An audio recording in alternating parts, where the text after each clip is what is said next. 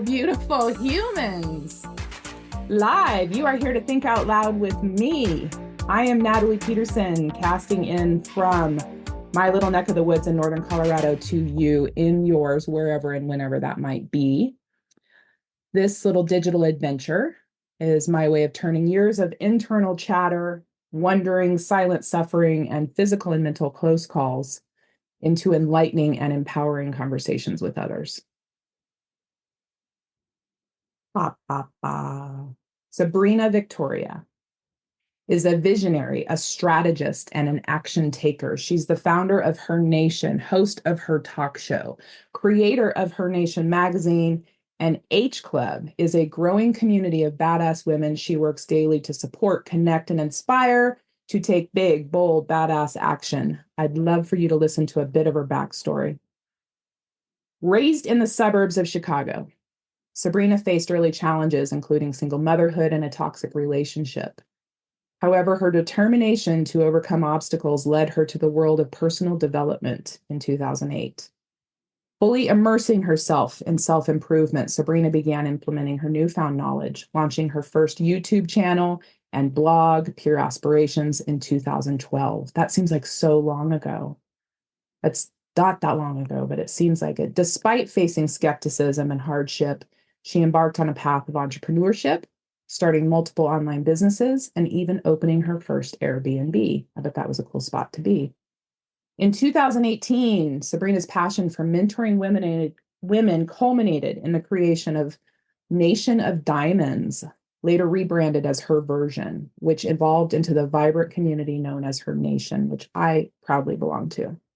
This multifaceted media company now boasts a podcast, events, a digital magazine, and with the addition of Her Nation Club, offering invaluable support to women entrepreneurs. She's certified in various disciplines, including NLP and life coaching.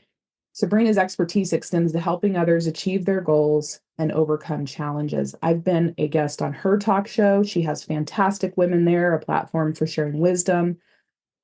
She's a prolific social media user and sought after speaker for many reasons, which I think you'll become fully aware of as you listen in. Sabrina continues to inspire others with her authenticity and belief in the power of complete immersion to create the life you desire.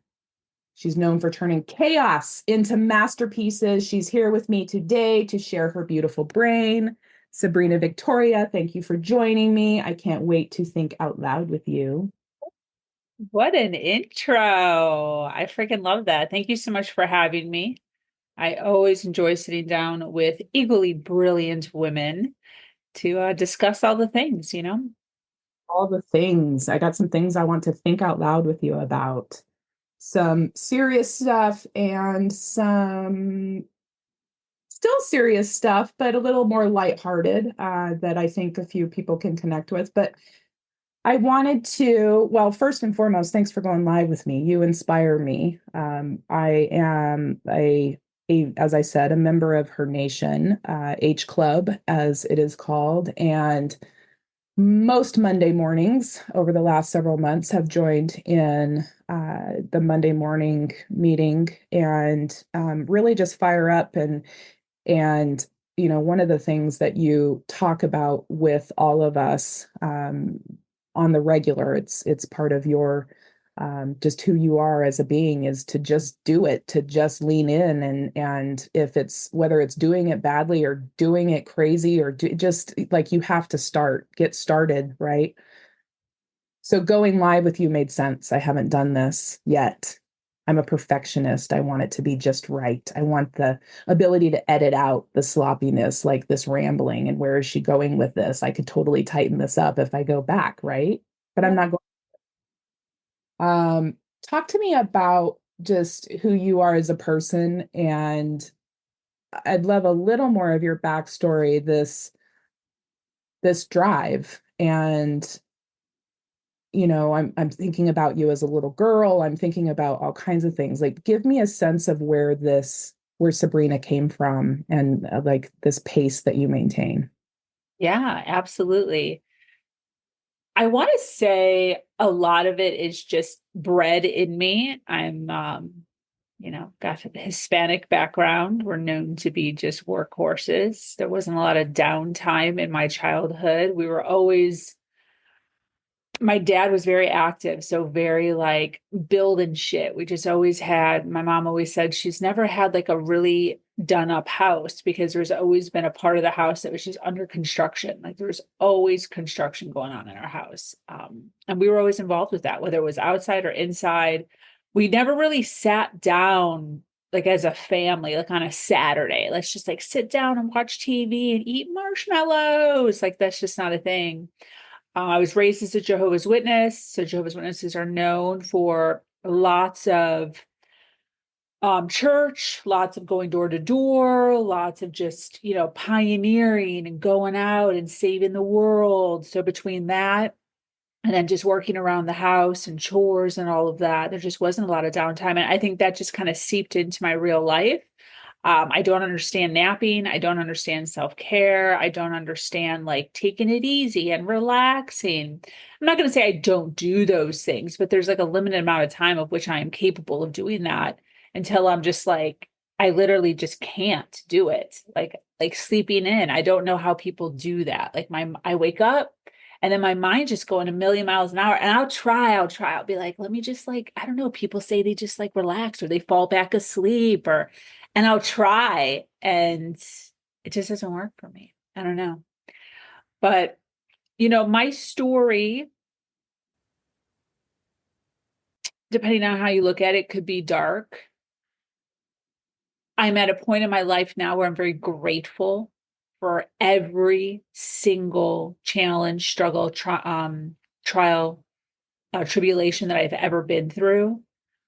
I realize now how much my story has impacted who I am today and the desire to build and to create is so inbred in me on multiple levels that it's impossible for me to slow down or stop.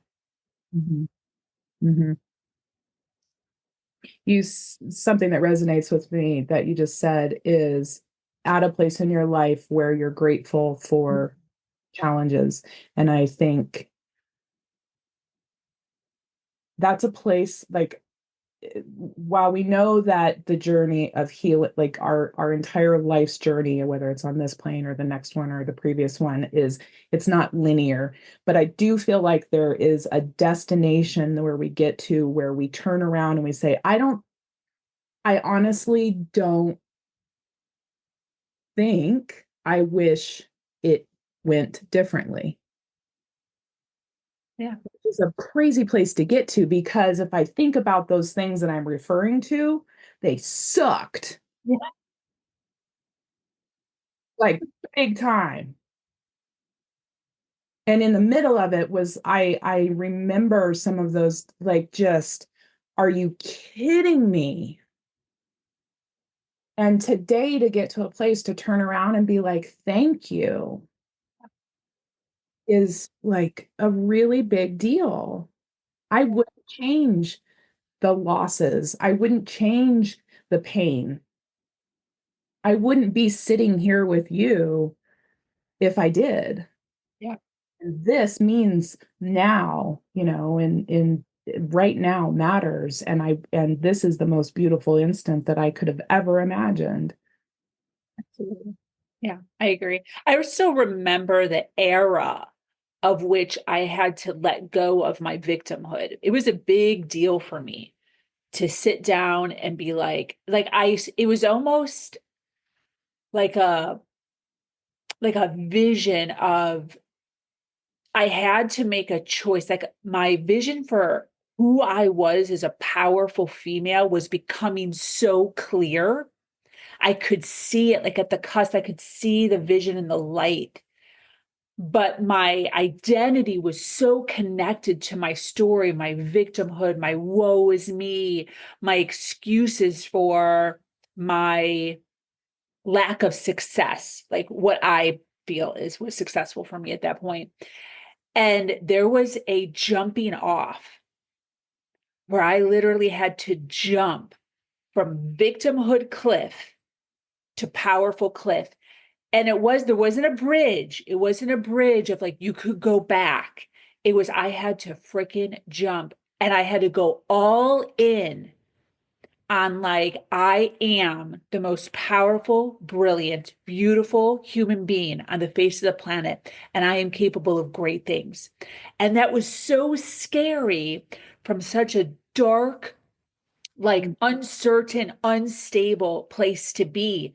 But this is the decision that people have to make, and they don't, right? They stay in the story. Like the first thing, and this was me too. The first thing when you meet somebody, they just vomit their whole story all over you. They're just like, this is all the shit that's happened to me, and this is why I am the way I am. This is why I live in the house I live. This is why I drive the car that I live. This is why I look the way I look. This is why I don't have any money in my account. This is why my relationships suck. Like, and we lean on that so heavily so that we can stay complacent, so that we can stay small, so that we can have excuses as to why we're not fill in the blank. And I remember how scared I was to go all in on this new identity that I was creating that I had never been before. Mm-hmm. And I'm like, how am I going to do this? What is this going to look like? Is anyone going to believe me? Do I believe me? Mm-hmm. And I'm telling you, the number one thing that worked for me, and which is why I'm so addicted to sharing my story on podcasts like yours, and why my heart goes out to women like you who allow us to share our story, is because I was committed to listening consistently to other people's stories in order to give myself something to lean on, the possibility. If she could do it, I can do it. If he could do it, I could do it, because I didn't have the confidence in myself yet. So I had to use, and this is one of the things I talk about in Her Nation all the time, you have to leverage other people's anything. It could be their story, it could be their connections, it could be their network, it could be their community. In this case, it was their story. I had to leverage other people's stories, and I had to believe that I am just as capable as that person is to get to where I want to get to because they did it too. And every single day, girl, I'm not even kidding. I had my headphones in every single day. I was working out, listening to people tell me anything is possible. Cleaning the freaking kitchen. I was sweeping. I was cleaning the toilets. I was driving in my car. Anywhere where you could silence, you could be listening to TV or you could be listening to music. I was listening to people telling me that I could. Yes, I can. Anything is possible. And that on its own, obviously I had to take a lot of action, right? I had to do things. It's not just Mm-hmm. listening, you have to take the action. But it was those people's stories that saved me. Mm-hmm. Mm-hmm. There's this concept that if I'm not my struggles, who am I? Yes, that is exactly where I was. And Yeah. I had that conversation. I was like, if I can't talk about the ridiculous abuse that I've been through in my life, what the fuck do I talk about?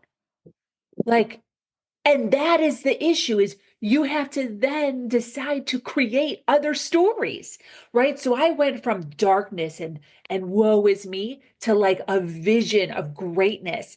And I had to switch my words. I had to switch my story. I had to switch my vision. And I had to start talking about whatever it was that I was seeking. And what I found was how inspired people would get by that. And then that is what filled me up versus getting filled up by like, oh my gosh, Sabrina, I'm so sorry that happened to you. And then that would fill me up. Like, oh, you're such a warrior, Sabrina. Like, you did such a good job getting out of that. I'm so proud of you. And then that would fill me up. Right. But it's like that got tiring for me. I'm like, dude, every fucking day I gotta go relive this shit. I gotta cry. I gotta it just comes up, and then I'm weird all day. I'm wonky like all day because I'm just like reliving just this grossness all day long. And yeah, I always say you gotta bet on yourself. Mm-hmm. That's what I had to do. I had to literally be like, you know what? I'm capable. And I had to believe that and go all in. Mhm. Mhm. It's And like, anybody can do this. That's the key. Anybody can yeah, do what I'm doing.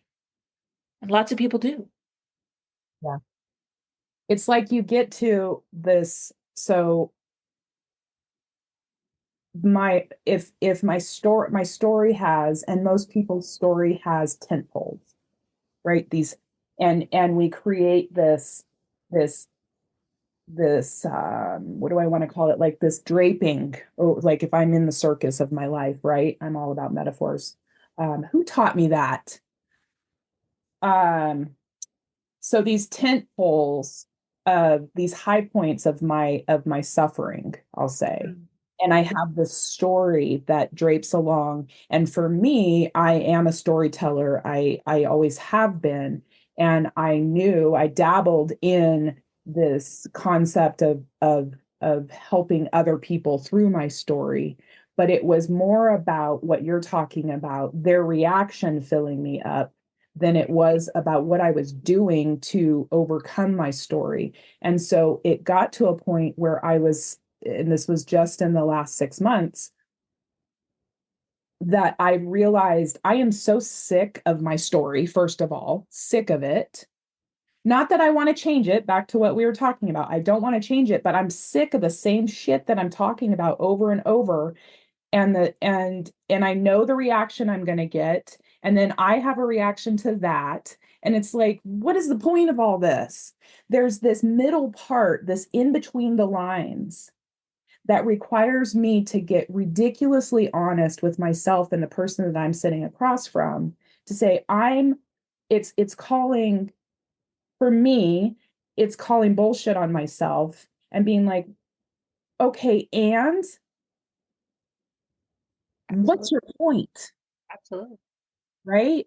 And so this part, it is almost this existential spot in between, that is really, it's gray, it's fuzzy, but man, if I can drop in and start to get honest, and if I can find someone who brings it out in me, that is in a similar place, or is in a is is trained, to help me get in between those lines, the rewards of what the point is are fucking like mind-boggling, Yeah.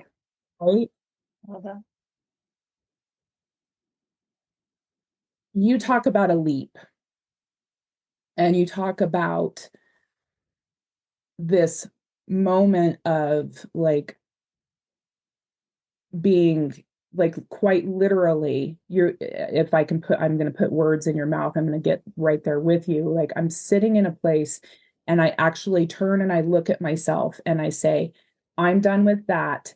This is who I am now. And the mindset that has to come along with that, can you actually put a time stamp on that? Do you know when that happened? Can you I give was me? still with my abuser.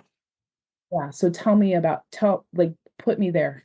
Yeah, so my backstory is I was raised as a Jehovah's Witness. I got pregnant at the age of 20. I wasn't married. And because of that religion and not being married and being pregnant, it's a sin. And so I was cast out. I lost my entire community. I lost my mom, my dad, my sister, my brother, and every friend I had ever known my whole life. And I just got thrown to the woods, thrown to the wolves. And I led this stereotypical single mom, broke ass life of literally no money, zero money, like digging in my couch cushions for 25 cents to put gas in my car, to barely be able to make it to my child's um, daycare, to barely be able to get to work, to hopefully find another quarter on the ground somewhere or stuck in the vending machine. Like, I used to check the telephones and the vending machines for loose change so I could put gas in my car so I could get back home after work. Like, it was so bad. And I'm negative $72 in my bank account on top of that. Right. So my self-worth is down. I'm a sinner. I'm dark. I'm dirty. I'm gross. Nobody wants me. Nobody likes me. God hates me. Right. And because of that mindset I was in, I got swooped up by a man who looked like he was going to save me. He was on a white horse. He had money. I'd been praying to God for like, please help me. I'm drowning financially. He had money. So I thought he was given to me by God. I thought he was a gift from God. And so I ignored all the red flags. And girl, like people always ask me this, like, when did you know? Girl, I knew on the first date that this man was not a good man. But I ignored all of it because I was so desperate. I was so hungry for attention. I was so just eager to just get anyone to give me praise that I was a good girl, that I was a good person. And he did that. And so basically, it was a mix of financial abuse and mental, emotional, and sexual abuse. So as he gained more control financially of me, the mental, emotional, and sexual abuse got worse. So it wasn't like right off the bat, I'm just like getting raped. It was like a gradual thing. So like, first he's like, move in with me. Right. So now he owns my house, but he's giving it to me as a gift. Like, oh, you can't afford, just move in with me. Just take care of the house. Right. So now I have no house. Right. Then later on, he's like, why don't you just work for me? Your job sucks. It's not paying you anything. So now he controls all of my money. Right. Then later on, it's like, I can't pay my bills because he's barely paying me any money. He's paying me $250 a week to work 14, 16-hour shifts. I can't afford my phone. So instead of giving me more money, he's like, don't worry about your phone. Put your phone under my phone, a gift. Now I have no phone. Couldn't make my car payment. Don't worry about your car. Let's get rid of your car. Use one of my cars. Now I have no car. Right. So within a year's time, I look around and I'm like, oh my God, I have nothing.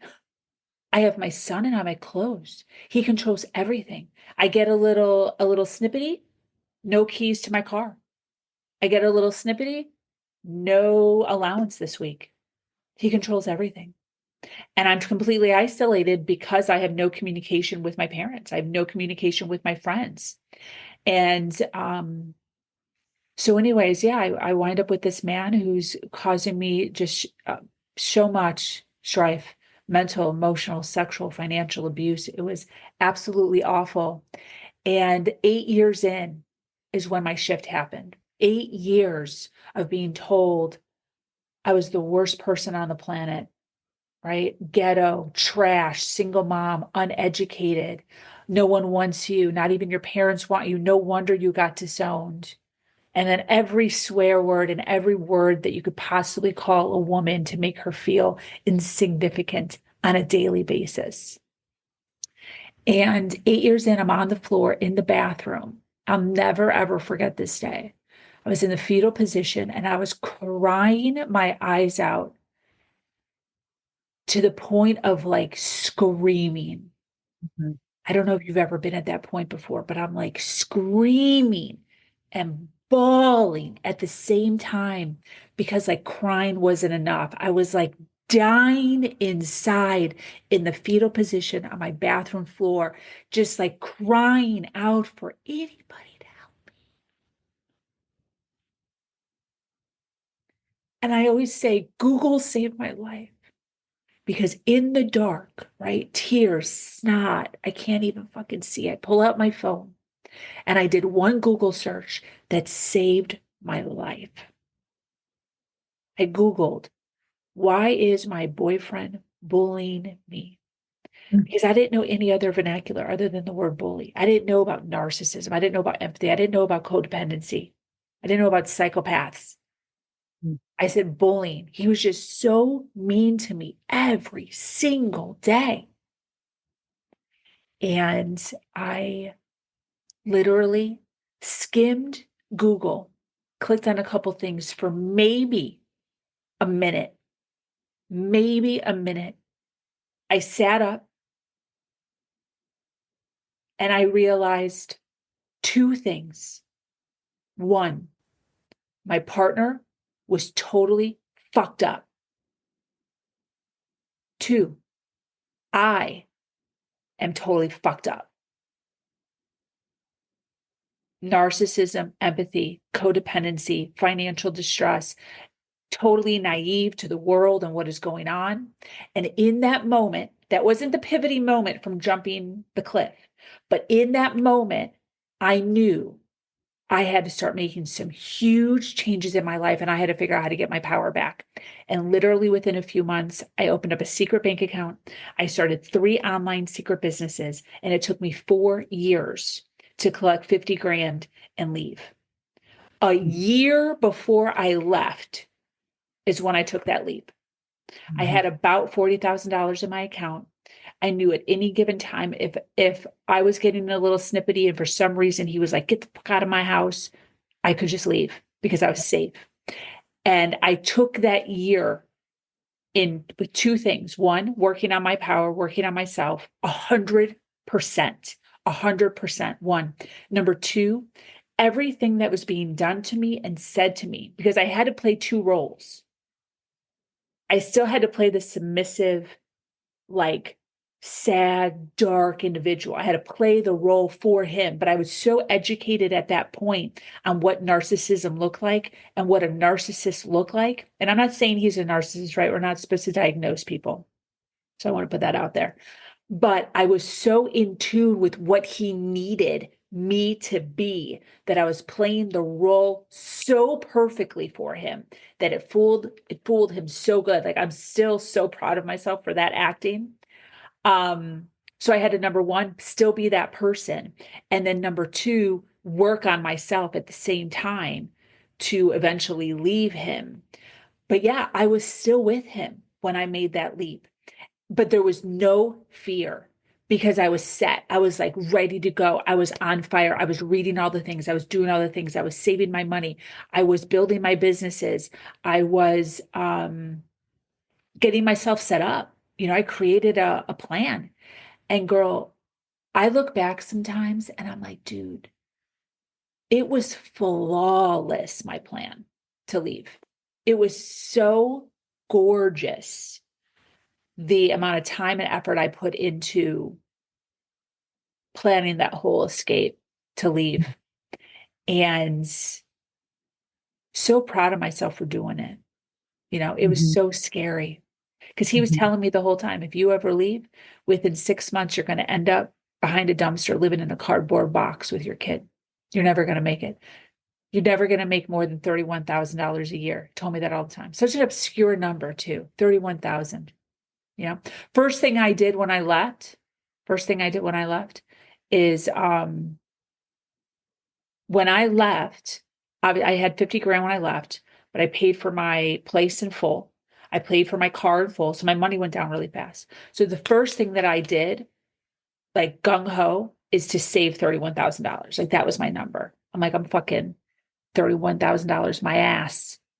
Right. And I saved in my savings account $31,000 within that first year as a savings while I'm Mhm. still paying for my Mhm. bills and everything. But Wow. so you can do it at any time, anywhere, but you have to make a decision. You have to fully commit to it. And I did. I did 100%. I did. It took me a second. It wasn't just like, oh, I'm going to commit and just jump. It probably took me a few months. I knew it. I saw it. I contemplated it. I cried about it. We want so desperately for it to click and just happen. And I think, wouldn't you say that the slippery place is not is the doubt. That doubt is what starts to fog everything up. Like, and it applies to everything, right? It's like it's not worth it. I can't stick with it. I'm not strong enough. That there's this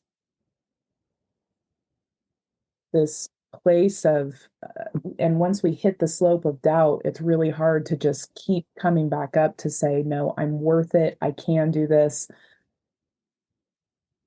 I know there's another side to this, to believe that there's another side to this and that I deserve more than what I'm more than where I am right now. I deserve it. Absolutely. Yeah, a lot of a part of my story that I don't normally tell or get a chance to tell is, I make it sound like it was so easy. Like, yeah, 4 years, I saved 50 grand and then I just ran away and everything was fine. But the part that I leave out often is that it wasn't just like saving 50 grand. I lost my money twice. So at one point, I had saved $13,000. I'm looking at my bank account. Very short story. It was obviously a very long story, but short story. He comes up behind me. And in my head, I was like, ego. I wanted to show him that I had made money because the whole time I'm like running his businesses. I'm working so many hours. We like built multiple offices in multiple states. We're making millions of dollars with me by his side. He was not doing that when I met him. Mhm. But he was always telling me, you're stupid, you're dumb. The only reason we're successful is because we had something to start and stop. He always made sure to like put me down, that like the success had nothing to do with me. He could have done this with anybody. And so when I had this little bit of money, I wanted to show him, I want to be like, look, I can do stuff. Look, I can, but I knew I couldn't, right? But I kept it open for like a little, like 2 milliseconds too long. He came up behind me, saw it, fucking took my computer, threw it against the wall. He didn't break it, but like threw it and cut me off. All my money he cut off for 6 months. 6 months. He didn't pay me. I still had to work all my same hours. But he's, cunt, whore, slut, ungrateful, dumbass, how dare you? That I was cheating, that I was skimming, that I was stealing, like all this stuff, right? And I had to make a decision that because I had to use my own money, right? I wasn't able to save anymore. So I'm still working, right? But now I'm even downer. I'm even like darker. I'm even like, it was so heavy. It was awkward. It was weird. It was uncomfortable. Like maybe I should just give up. Maybe I should just stay. But I got right back on again, right? 6 months later, he starts paying me again. And I'm still working my business and grow. 2 years after that, have a call with my son's father. Hey, I'm going to be leaving soon.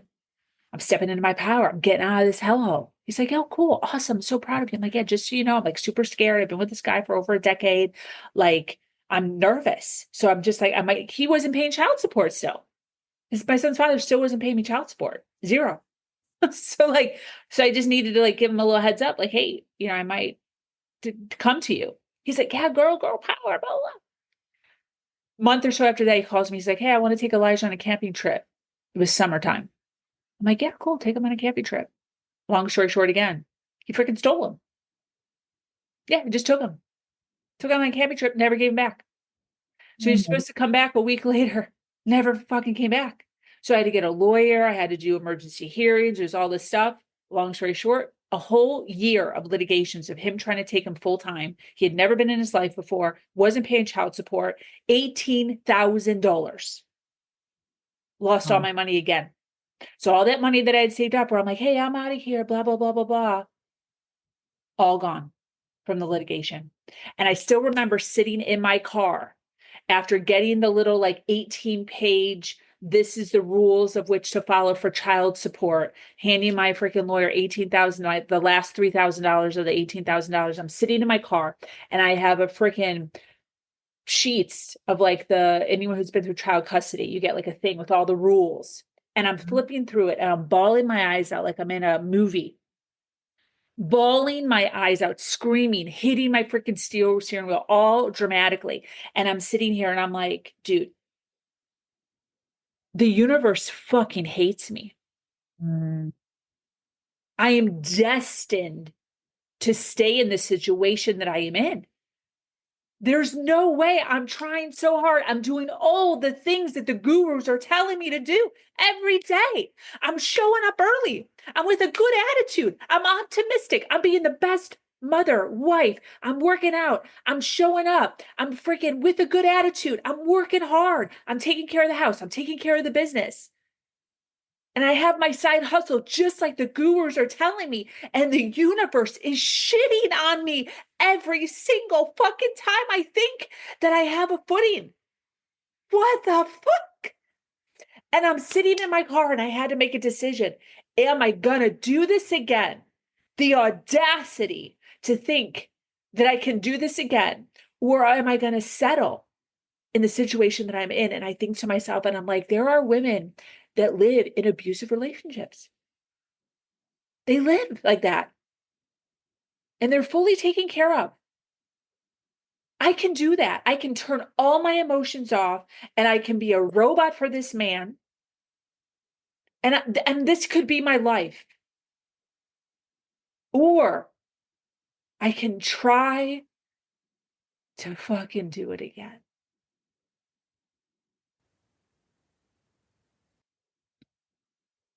And girl,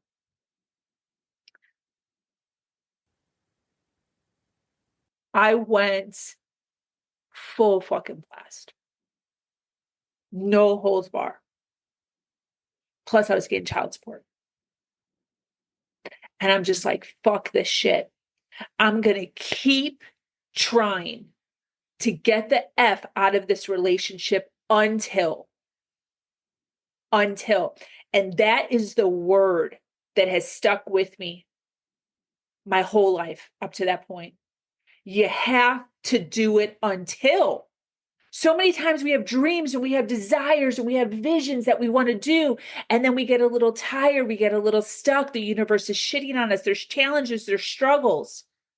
You have to keep going until. And that's what I committed to do.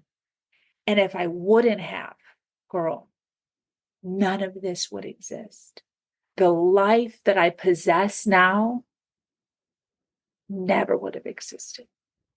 And that's what people are missing. That's what people are not seeing, not getting, not receiving. Because they give up. They throw in the towel. I'm telling you, if you have a desire, you have to go until. Mm-hmm. Mm-hmm.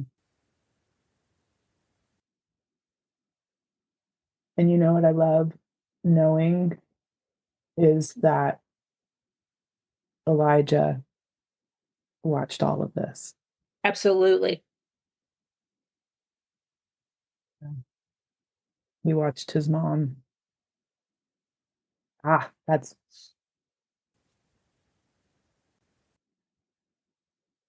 big potato stuff. Yeah. It's a beautiful story, you know? It's a beautiful story of triumph. And I feel so blessed and I feel so much gratitude to be able to share it. You know, that's a story that has been given to me. Yeah. You know, and I feel so much gratitude to have been able to lived it despite me not appreciating it at the time. And how many people I am now able to inspire because of it. And I look back now and it's like, dude, as hard as it was and as much as I hated every single second of it, there's so much goodness. There's so much goodness now coming out of that story. Yeah. And that's what people don't understand. It's like, dude, you can teach, you can influence so many individuals if you just flipped your mindset just a little bit. A little bit. Yeah, it's not Still the same story, right? I'm telling the same story, but the mindset of which I am deciding to share it now is a site of inspiration versus a site of victimhood and woe is me, right? We don't lose the story, but we're now able to use the story to save others. Yep.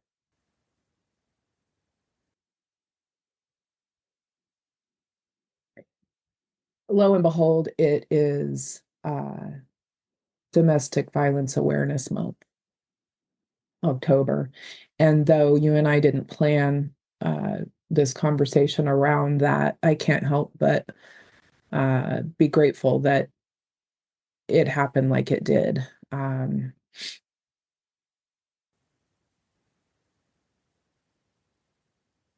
I can't help but hope that, going live today, everything that lines up beautifully, the story, it took, years and years and years and years for us to get to this point in the story, and now our shared story, that day that you and I jumped on and decided to think out loud together, that everything that we're doing is, if we choose, no, everything that we're doing does have ripples, and what those ripples mean, especially if we put intention into them. Um, a lot of folks that know me, and I've probably shared the same concept with you, um, that we are in a place of needing one another. Human beings are designed to connect. Human beings are by their very nature dependent. Dependency is not a bad thing. We wouldn't have been able to survive out of the womb if we weren't dependent, right? And had someone care for us. And in my own journey, having had, even when I didn't even realize that that's what I was doing, having my hand out, and beautiful human beings of every, on the array of this scale of backgrounds and orientations, that their hand grabbed mine and they fed into me and they poured into me. They poured into me from a place that was, I didn't know what that it was what I needed, but it poured into me and my hand held on. And to finally get to a place, and today I feel it even more than I ever have, of being able to turn and extend my own hand and grab somebody else's and say, I got you. I don't have to be in the same space that you were. I can't even, I cannot fucking fathom. I can lay down though on that floor with you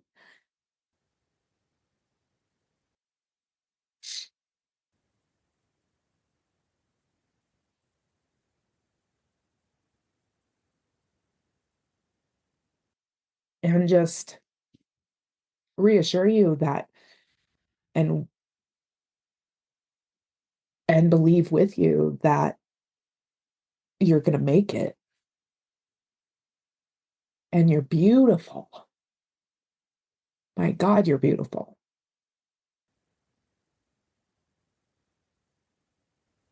I'm feeling really grateful for you. Thank you for sharing with me all of that and pouring into me with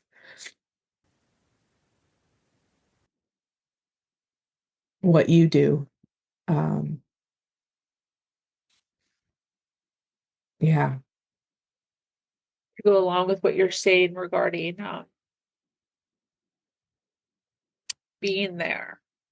Um, this is why my desire to build community is so strong, because I really see and understand the strength in that.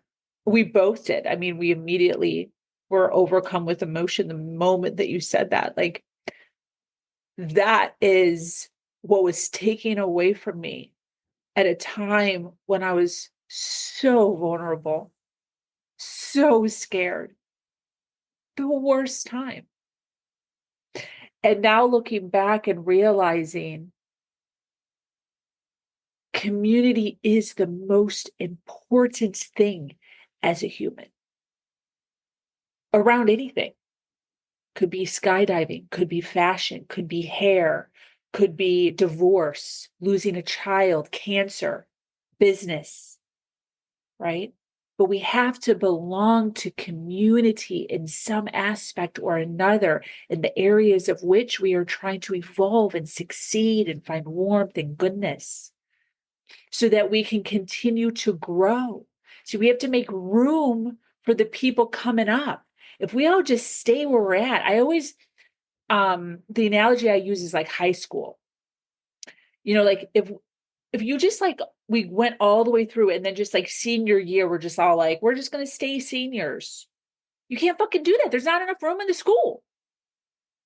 You have to leave the school and you have to go do other things. It's the same thing with where you are in your life, in your job, in your career, in your relationships, in your business, in your money, in your bank account, in your health. We have to continue to move and evolve and teach to make room for the people coming up behind us. We all can't stay baggers at the local grocery store pushing carts. You have to evolve into a cashier, and then the freaking produce manager, and then the manager, and then you have to move to another store so that the people coming up behind you can then be baggers and cart getters and freaking facers and the cashiers, and it's an evolution. But what happens is some of us stay.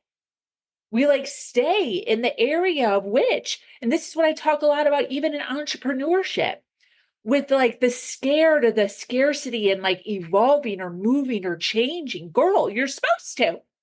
You're supposed to continue to evolve and add and adapt and change the name of your company, change what you do, and continue, because we're consistently learning. Our story is getting bigger and more in depth. And we have to take what we're learning, the education that we've gotten, the experience that we've gotten, we've got to continue to evolve to teach others. This way, the people coming up behind us can then take the spot where we were. See, so many of us aren't doing that. We're just staying in the same. It's okay to evolve and change. Yes, it's super scary. Yes, it's super like, what is everyone going to say? Yeah, all of that. But why are people saying that? People are saying that because that's what everybody's doing, and that's what you're not supposed to do. If we made it more, um, if we made it more, whatever the word is, you know what I'm talking about, like where everyone's doing it, it wouldn't be so weird. It wouldn't be so weird. And that's one of the things that I'm fully dedicated to, and why I talk so openly about the transitions I'm making in my business and the things that I'm doing in my business to evolve, as not only personally, but also business wise, so that women can see, oh, look, we don't have to stay as pureaspirations.net. We don't have to stay at her version. We don't have to stay at just her nation global. We can turn it into a community, a club. We can teach. We doesn't have to be just a mastermind. It could be networking. It could be business growth. It could be sales growth, right? We can add a circle community. We just added a digital magazine this year. The audacity of me to think that I can open up a digital magazine. Like, who am I? You can do anything you freaking want to do. You have to go all in, you have to commit, you have to work hard, but what else are we doing? Like, Right. what are you doing? Right? What am I doing? Our minds, our creativity is endless. Mhm. I have to break rules. I have to break my grandpa's rules and rules of the norm that, ooh, like Natalie, the rule follower, is going to like, oh, she's going to break some rules, you know? And yeah, that's that leap. That leap is beautiful and scary, and fuck if it's not worth it. Yeah. I I want to give you a few beats to talk about her nation. It's been a blessing to me to find the community, and H Club. Um, and I've made such just remarkable connections, to different people, all walks, to the women that are a part of the club. Um, I say we because I was there with you, the magazine, and just witnessing you take next level steps, with all of it.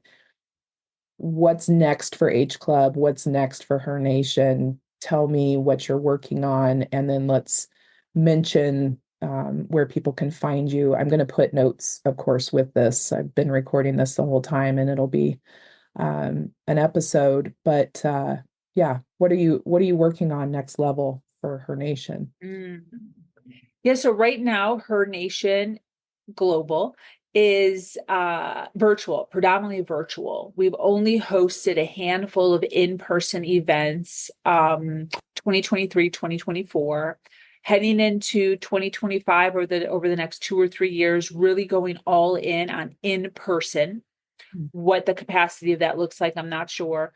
But the long-term vision for Her Nation Global is ultimately large stages with tens of thousands of people in the audience. And even though, yes, Her Nation, the audience is all humans.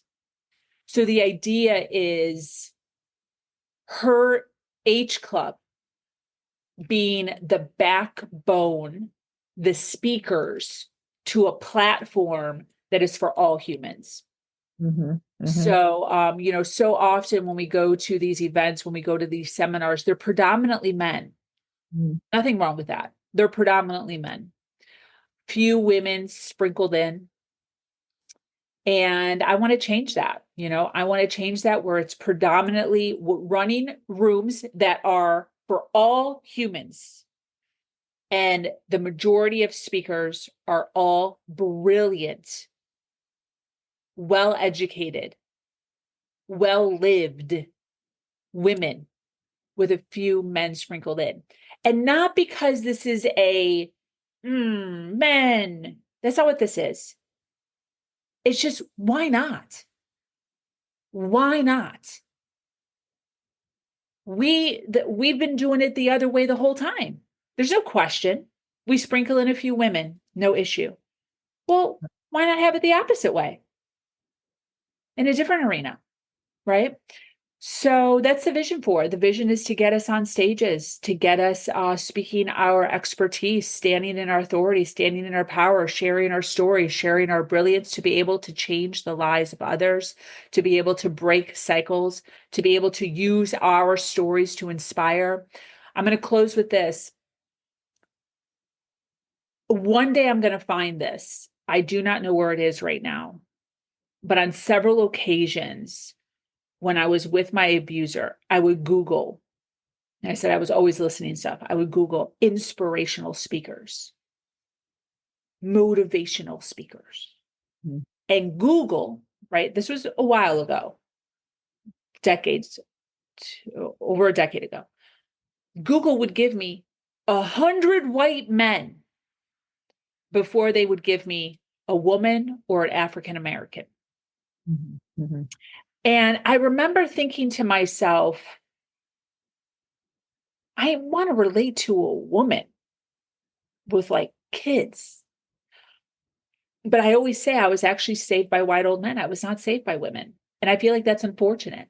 I was listening to Tony Robbins, Les Brown, who's not white, but he's old and a man, Joel Osteen, um, Jim Rohn, right? All these white men telling me anything is possible. I am capable. I can do anything. Make a plan. And I did all the things that they told me to do. And I am where I am because of them. And I think it's very hard for women to relate when you are a single mom, broke, in the ghetto, in an abusive relationship, right? Whatever your story is, wherever you're at, negative $72 in your bank account, it's really hard to relate to Tony Robbins Mm-hmm. way the frick up here. Like, how am I supposed to go from here to here? That makes no sense, right? So my vision is, how can we get women on stage to share their stories, to sprinkle in between here and Tony Robbins, so that they can use the stepping stones to climb up to where Tony Robbins is, right? We need some bridges to close the gap between this and this. And that's what I really want Her Nation to be, is those bridges, because we still have the ability to be able to get to that vision of whatever we believe Tony Robbins is, if we wanted to, right? That could be in health, wealth, that could be in relationships, right? There's a lot of areas of which he teaches in that he's good at, right? We're not all desiring to be all the things to all, right? I understand that. but also we all have the potential to be something other than where we are right now. A lot of us are sitting in complacency. So where that is in the bridges is up to that person, but we should all be jumping bridges. And so, yeah, that's the ultimate vision. And I think about it every single day. Every single day, I envision 15, 20 women on stage, shoulder to shoulder, smiling so big, sexy, gorgeous, brilliant, filled with tears of excitement. Look at this, with an audience applauding, grateful. I think of the colors. I think of the smell. I think of the lighting. I think of the intro. It's real. Yeah, it is. And I'm patient. I'm very patient. I'm very methodical. And I'm working the steps to get there, fully dedicated. I'm counting on my women to continue to evolve with me. And I'm fully dedicated and committed to continue to grow this platform with us so that by the time you, right, and everyone else is moving along in their business and they're growing and Her Nation is growing right along with, it'll be perfect timing for every single one of us to get onto that stage. And we're going to look around and we're going to be like, do you remember when? Do you remember when? And it's going to be gorgeous. I'm so excited. I'm too. I'm in. I'm totally in. Get it, get it, get it, get it. I love it. I love the vision. I love the colors and the absolute just being in a space of energetic support and just next level looking around and saying this, yep, we saw this and I remember when. And yeah, I would love, absolutely love to turn and look at you and say nothing, and just no. Yeah, I remember when. Yeah. Thank you. Thank you. Thank you. Thank you. Thanks for being here. Thank you. Thank you for being you. Mm. And I am going to, as I say, land this plane by thanking everybody who's listening in for going live with me today on a whim and thinking out loud with me and today's guest, Sabrina Victoria.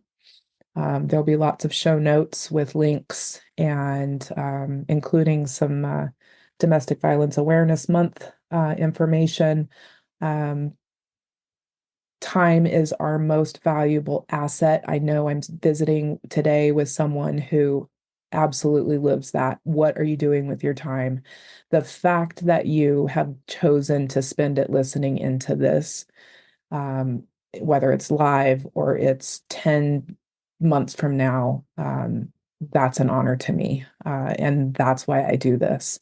And until we visit again, you and everybody, go live with love and with intention for the good in the world. And please, please, please, whatever you do, don't let anybody fuck with your flow. Big hugs, big love.